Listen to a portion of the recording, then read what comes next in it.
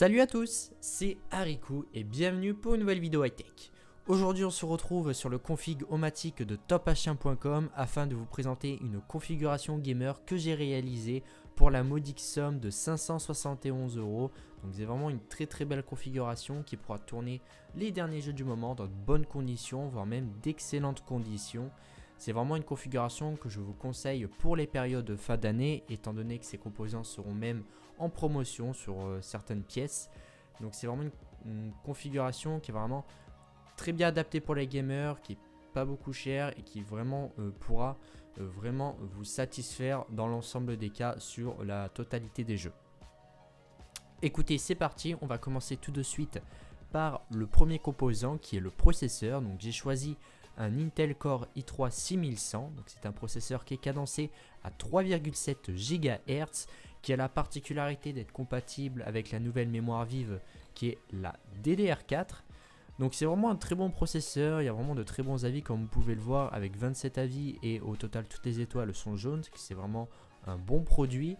C'est vraiment un processeur qui saura vraiment vous satisfaire dans le gaming. C'est pas le meilleur processeur évidemment pour du gaming, mais ça fera largement l'affaire. C'est vraiment une très belle pièce que je peux vous conseiller. Ensuite, la deuxième pièce, donc la carte mère. Donc évidemment, on a pris un processeur de dernière génération. Il faut évidemment une carte mère de dernière génération sur le socket 1151. Donc là, je pars sur une carte mère ATX, c'est du classique avec les connectiques minimum. Voilà, vraiment, on est vraiment sur une carte mère d'entrée de gamme qui fera le minimum job qu'on lui demande, c'est-à-dire connecter chaque composant entre elles. Voilà, il n'y a rien d'exceptionnel là-dessus, même voilà, si on sait qu'elle est compatible Crossfire, même si pour notre part ce ne sera pas utile, étant donné qu'on utilisera une carte graphique Nvidia. C'est toujours un plus si dans l'avenir vous voulez changer, mais après voilà, on est vraiment sur une carte mère très classique, rien d'exceptionnel là-dessus. Ensuite, sur la mémoire vive, j'ai décidé évidemment de m'orienter sur de la DDR4, donc j'ai pris celle-ci, donc ce sont les HyperX Fury Ah, il me semble que c'est Corsair. Non, ben non, c'est HyperX. Je suis bête. Donc ce sont des mémoires vives qui sont en dual channel. Donc on a deux barrettes de 4 Go chacun, ce qui nous fait au total 8 Go, cadencé à 2133 MHz sur un casque de 14. Donc ce sont vraiment les mémoires de dernière génération qui sont vraiment très bonnes et bien évidemment plus rapides que de la DDR3 classique. Donc c'est vraiment une très bonne chose. Ce sera mieux pour votre PC. Ensuite, la carte graphique, la pièce la plus importante de votre configuration. Donc j'ai beaucoup hésité sur la carte graphique. Il y a vraiment aujourd'hui de très bons choix pour vraiment un budget vraiment très restreint sur le niveau des cartes graphiques. Aujourd'hui on a vraiment des cartes graphiques qui sont vraiment très performantes pour un budget très restreint et ça c'est vraiment une très bonne chose pour le consommateur. Donc pour ma part j'ai décidé de m'orienter sur une Nvidia. J'ai choisi la GTX 1550 Ti qui vient récemment de sortir il y a quelques semaines. Donc c'est vraiment une très bonne carte graphique. Il y a vraiment eu des benchmarks qui ont été assez étonnants où on peut faire tourner par exemple Battlefield 1 en Full HD à 60 fps en quasiment Full Ultra. Et c'est vraiment impressionnant d'avoir une carte graphique qui puisse faire tourner par exemple Battlefield 1, qui est un des jeux les plus gourmands à l'heure actuelle pour une carte graphique qui vaut 164 €. Donc c'est vraiment un très bon choix. Donc on est sur une carte graphique de 4 Go qui est compatible réalité virtuelle et qui a évidemment toutes les fonctionnalités d'Nvidia, par exemple le Shadowplay, la possibilité d'optimiser ses jeux grâce au GeForce Experience. Donc voilà, on est vraiment sur une carte graphique qui est vraiment très performante, très récente et qui fera largement l'affaire pour tourner vos derniers jeux du moment. Ensuite, donc tout ce qui est ventirad et pâte thermique, nous n'en prendrons pas étant donné qu'un ventirad est déjà compris dans le processeur. Évidemment, c'est toujours mieux d'avoir un ventirad séparé qui est plus performant dans la quasi-totalité des cas. Mais on risque de dépasser notre budget. On va vraiment essayer de faire une configuration le moins cher possible. Après, si à l'avenir vous pouvez changer, je vous le conseille aussi de le changer. Mais bon, voilà, c'est pas une obligation. Ensuite, pour le disque dur, donc on est parti sur un disque dur très classique, un Seagate Barracuda d'1 Teraoctet sur un disque dur 3,5 pouces, 7200 tours minutes, c'est le classique, en SATA 3. Donc là, il n'y a vraiment rien d'exceptionnel. Je vous conseille vraiment de prendre un disque dur au minimum de 1 Teraoctet. C'est vrai que 500 Go ça commence à être très limité aujourd'hui, puisque les jeux commencent de plus en plus gourmands et donc forcément de plus en plus lourds. Donc vraiment 1 Teraoctet c'est vraiment la capacité minimum que je peux vous conseiller pour un disque dur. Voilà. Si vous avez un petit peu d'argent, vous pouvez également rajouter un SSD. Aujourd'hui les SSD on peut en trouver vraiment pour plus très cher, hein. On va cliquer par exemple là-dessus. Si vous voulez, voilà, c'est juste par exemple pour installer Windows, on peut trouver voilà, des disques durs de 120 Go à partir de 39 euros.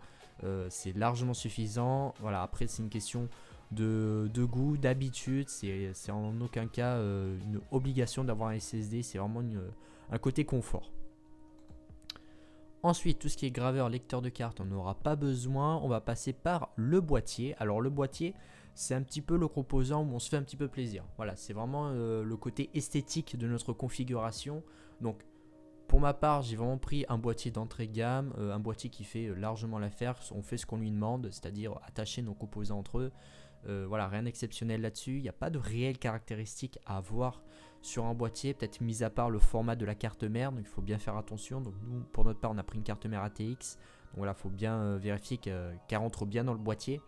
Et puis aussi également voir le nombre de ventilateurs qui est disponible pour connecter. Mais bon voilà, là encore une nouvelle fois c'est une question de préférence.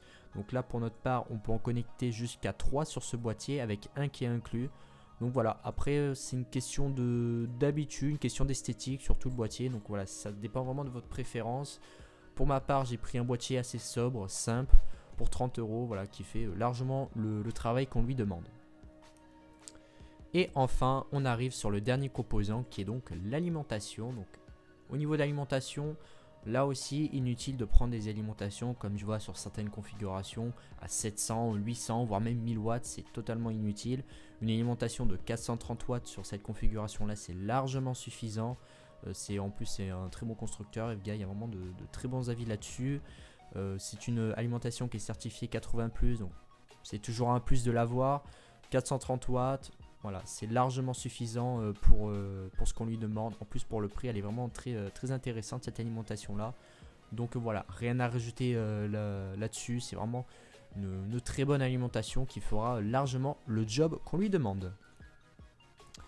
Donc voici le total qu'on arrive. On arrive à un total de 571,10 €. Donc on arrive à une très belle configuration aujourd'hui. Une configuration qui pourra faire tourner la totalité de vos jeux dans de bonnes conditions, voire très bonnes conditions.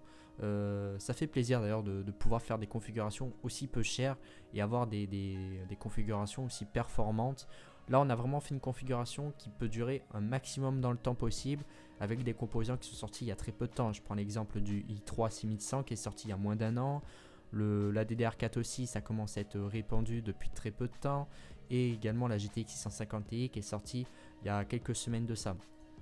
Donc là on est vraiment sur une configuration qui va durer au maximum dans le temps possible et qui est vraiment très intéressante sur le papier et même en termes de benchmark. Voilà.